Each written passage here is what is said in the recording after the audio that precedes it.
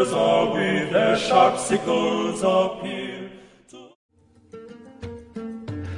When comparing Old Testament heroes with Messiah, it is common to focus on Joseph, the suffering Messiah, and David as the king Messiah.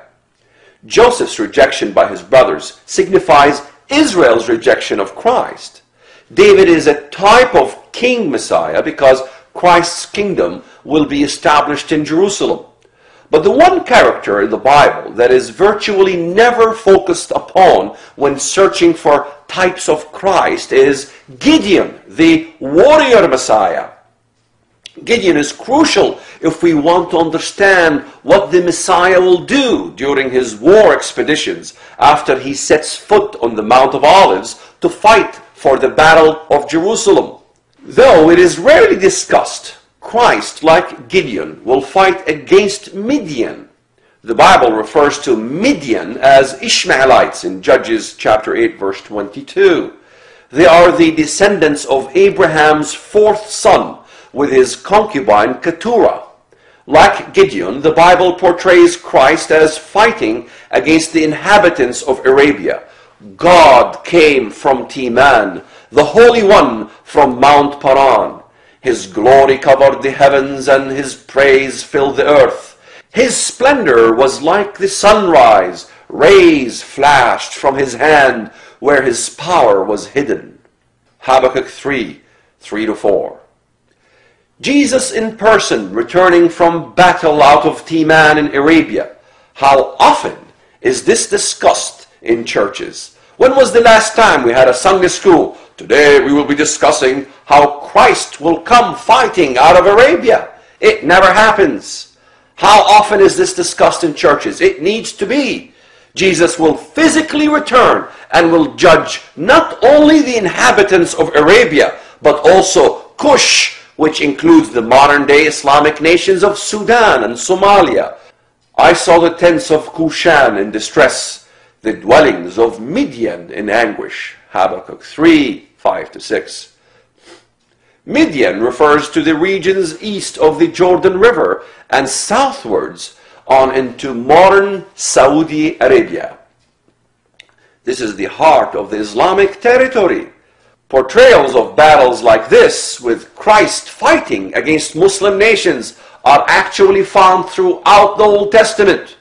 The enemies that come against Christ are described as this: they come for violence. Their faces are set like the east wind. They gather captives like sand.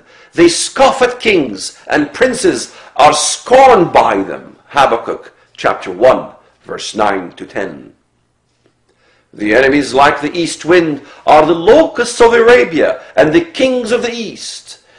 And in case someone thinks that this is simply one minor war expedition by Messiah against Muslims, but that the real showdown is with European Antichrist, as many think, consider the context of Habakkuk. It is the final battle of Messiah against the Antichrist, who is described as the most proud in Habakkuk chapter 2, verse 4, who breaks the peace treaty and proclaims war in the name of his God. Then his mind changes and he transgresses. He commits offense, ascribing his power to his God. Habakkuk chapter 1, verse 11. The book of Numbers, in one of the earliest, clearest, and most direct messianic prophecies in the Bible, also speaks about the coming of the Messiah to specifically destroy and conquer these same peoples. This prophecy was made by Balaam and was given to Balak, the king of the Midianites. A star will come out of Jacob, a scepter will rise out of Israel. He will crush the forehead of Moab, the skulls of all the sons of Sheth. Edom will be conquered. Seir, his enemy, will be conquered, but Israel will grow strong. A ruler will come out of Jacob and destroy the survivors of the city. Numbers 24:17-19. The Messiah is portrayed as descending from Jacob and possessing the scepter, a clear reference to his future rule over Israel. These three names, Moab, Edom, and Seir, are all referring to the same general people and the same general region. It is the peoples who lived to the east and southeast of Israel. Is Europe located immediately to the southeast of Israel? Or is this the location of Arabia?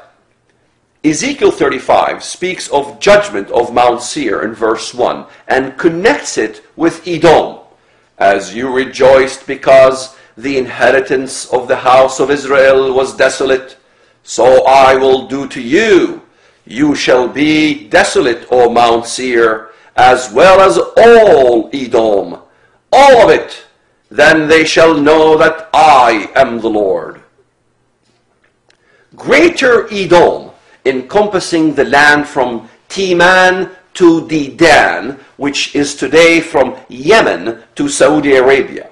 When Jesus returns to take hold of his scepter and destroy his enemies, who are they? They are all the Arab peoples from the east of Israel. In Isaiah, the theme is repeated. The Lord will swallow up death forever. The sovereign Lord will wipe away the tears from all faces. He will remove the disgrace of his people from all the earth. Jehovah has spoken. Isaiah 25, verse 8. Has this happened yet? Or is this referring to the period after Christ has returned? Unless death has already been swallowed up and I have missed it, this is clearly about the return of Christ. The hand of Jehovah will rest on this mountain, but Moab will be trampled under him as straw is trampled down in the manure. Isaiah 25, verse 10. God doesn't seem too worried about using polite or politically correct language here. Once again, the Messiah comes back to trample Moab. He is pictured as standing with his hand of blessing resting on Israel, while his foot is pressing against the neck of Moab. For those who hold to the European Antichrist paradigm, why does God specifically mention Moab and not any nations from Europe? If you take a face value approach to interpretation, which is more reasonable to conclude that this passage is pointing to the final and time defeat of the modern day physical and spiritual descendants of Moab, or that this passage is allegorically pointing us to Europe. Let's get real here. The Bible simply does not teach a European Antichrist. The prophecy of Isaiah 63 concludes with the Messiah emerging out of Edom with his robes literally drenched with blood from the multitudes of those that he has slaughtered. That's right. Have you ever seen Messiah portrayed this way? He left as a lamb, but he returns as a mighty conquering lion. Who is this coming from Edom, from Bozrah, with his garments stained crimson? Who is this, robed in splendor, striding forward in the greatness of his strength? It is I speaking in righteousness, mighty to save. Why are your garments red like those of one treading the winepress? I have trodden the winepress alone. From the nations no one was with me. I trampled them in my anger and trod them down in my wrath. Their blood spattered my garments, and I stained all my clothing. For the day of vengeance was in my heart, and the year of my redemption has come. Isaiah 63, 1-4.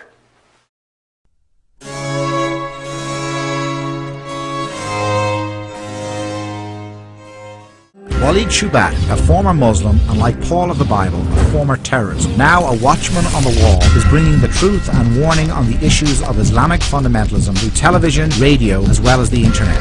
Please help us by partnering with us today by calling 1-877-832-7200 or sending your tax-deductible donation to Forum for Middle East Understanding, 2865 South Eagle Road, number 310, Newtown, Pennsylvania, 18940.